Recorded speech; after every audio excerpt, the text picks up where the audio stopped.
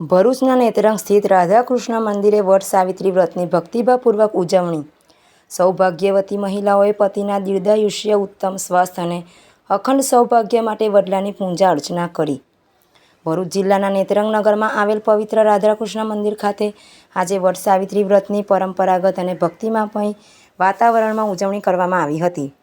હિન્દુ ધર્મમાં વિશેષ મહત્વ ધરાવતા આ પવિત્ર વ્રત નિમિત્તે વહેલી સવારથી જ મંદિર પરિસરમાં શ્રદ્ધાળુઓ, મહિલાઓની મોટી સંખ્યામાં ઉપસ્થિત જોવા મળી હતી.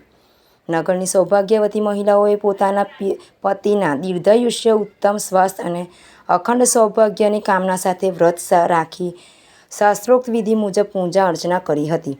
પરંપરાગત વેશભૂષા અને શણગારમાં સજ્જ મહિલાઓએ વડલાના પવિત્ર વૃક્ષને કાચા સૂતરાનો દોરો વીંટાળી તેની પ્રદક્ષિણા કરી અને સુખી દાંપત્ય જીવન માટે પ્રાર્થના અર્પી હતી. પૂજા વિધિ પૂર્ણ થયા બાદ મહિલાઓએ સાવિત્રી સત્યવાનની પૌરાણિક કથાનું શ્રવણ કરી વ્રતનું ધાર્મિક મહત્ત્વ જાણ્યું હતું.